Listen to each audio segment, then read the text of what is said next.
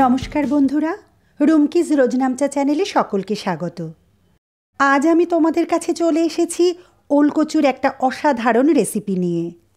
দুপুরে গরম ভাতের সাথে যদি ওলকচুর এই রেসিপি থাকে তাহলে নিমেষেই কিন্তু পাত ফাঁকা হয়ে যাবে। রেসিপিটা তৈরি করার জন্য আমি নিয়ে নিয়েছি 1 খণ্ড ওলকচু। এভাবে টুকরো টুকরো করে আমি ওলকচুটাকে কেটে নিলাম। দেখুন, এরকম পিস করে নিয়েছি। ভালো করে কচুটা আমি ধুয়ে একটা ডিশের মধ্যে আবার আমি তুলে নিচ্ছি।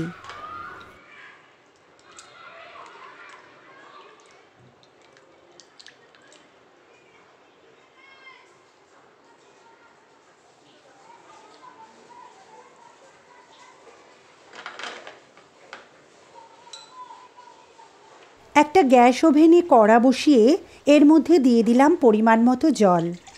এবার এই জলের মধ্যে ধুয়ে রাখা ওলকচুগুলো দিয়ে দিচ্ছি, আর দিয়ে দিচ্ছি 1 চামচ পরিমাণ লবণ। এবার আমি ঢাকনা দিয়ে ঢেকে দিলাম। এই সময় গ্যাসের ফ্লেম হাই করে দিচ্ছি এবং 7 থেকে 8 মিনিট হাই ফ্লেমে আমি কুক করে নিচ্ছি। আপনারা চাইলে কিন্তু প্রেসার কুকারেও একটা সিটি দিয়ে নামিয়ে নিতে পারেন। এবার ছাঁকনির সাহায্যে জল থেকে আমি ওলকচুর টুকরোগুলোকে তুলে নিচ্ছি।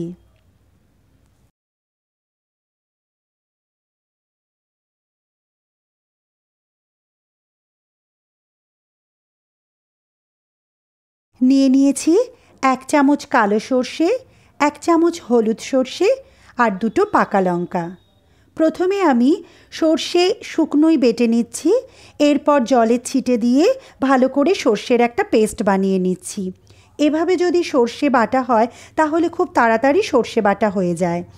আপনারা চাইলে মিক্সার গ্রাইন্ডারেও কিন্তু একটু গ্রাইন্ড করে নিতে পারেন। সর্ষে বেটে একটা প্লেটের মধ্যে আমি এই সর্ষের পেস্টটা তুলে রাখছি। আবারও আমি গ্যাস ওভেনে বসিয়ে দিলাম একটা কড়া গরম হলে এর মধ্যে দিয়ে দিলাম অল্প পরিমাণে সর্ষের তেল।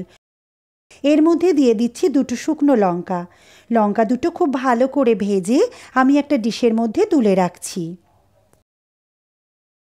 এবার দিয়ে দিচ্ছি রসুন। 8 থেকে 10টা রসুন কোয়া তেলের মধ্যে ভালো করে ভেজে আমি ডিশের মধ্যে তুলে নিলাম।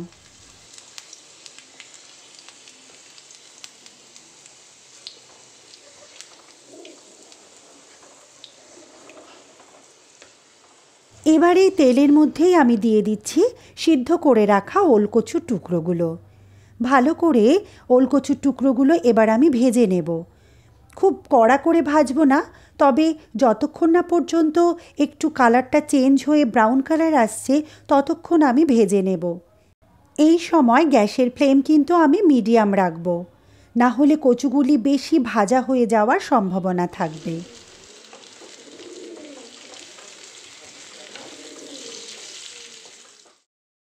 এভাবে আমি ভেজে নিলাম। দেখতেই পাচ্ছেন যে কালারটা চেঞ্জ হয়ে গেছে। এবার একটা ছাঁকনির মাধ্যমে আমি তেল থেকে কচুগুলো তুলে নিচ্ছি। দেখবেন খুব বেশি কিন্তু তেল লাগে না এটা ভাজার জন্য, এবং কড়াতেও কিন্তু আমার সামান্য পরিমাণ তেল থেকে যাবে। ঝাড়ু বলে ওটাকে।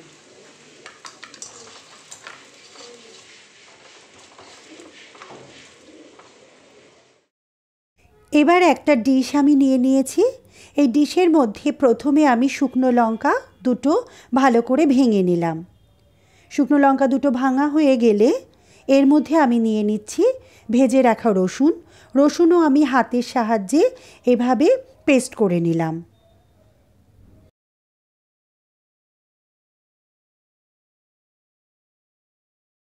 এবার ভেজে রাখা ওলকচুর টুকরোগুলি আমি এই ডিশের মধ্যে নিয়ে নিয়েছি একটা হ্যান্ড স্ম্যাশার। এবার এই হ্যান্ড স্ম্যাশারের সাহায্যে আমি কচুগুলো স্ম্যাশ করে নিচ্ছি। আপনারা চাইলে হাতের সাহায্যেও করতে পারেন, কিন্তু যেহেতু কচুগুলি সদ্য ভেজে নামিয়ে নেওয়া, সেই কারণে আমি হ্যান্ড স্ম্যাশারই এখানে ব্যবহার করছি।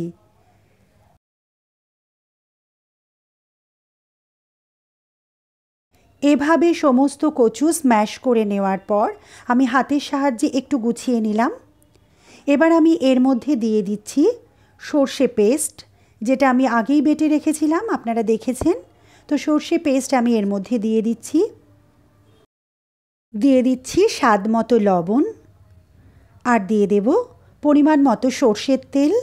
সর্ষের তেলই কিন্তু এখানে দিতে হবে, অন্য তেল ব্যবহার করলে কিন্তু সেই স্বাদটা পাওয়া যাবে না। এবার হাতের সাহায্যে আমি ভালো করে মেখে নিচ্ছি। মাখা হয়ে গেলে এর মধ্যে দিয়ে দেব পাতিলেবুর রস। এখানে আমি অর্ধেকটা পাতিলেবুর রস ব্যবহার করছি।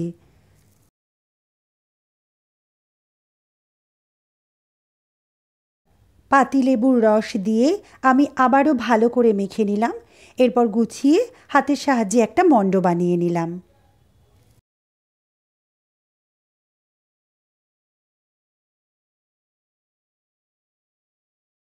এবার এর ওপরে দিয়ে দিচ্ছি একটা কাঁচা লঙ্কা এবং ঢেলে দিচ্ছি আরও খানিকটা সর্ষের তেল।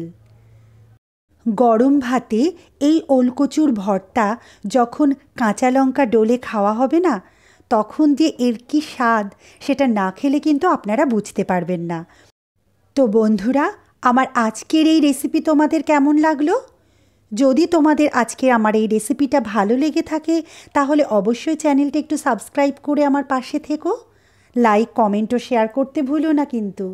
আর পাশে থাকা বেল আইকনটি একটু প্রেস করে রেখো, তাহলে যখনই আমি এ ধরনের কোনো নতুন ভিডিও আপলোড করব, সাথে সাথে নোটিফিকেশান তোমার কাছে পৌঁছে যাবে।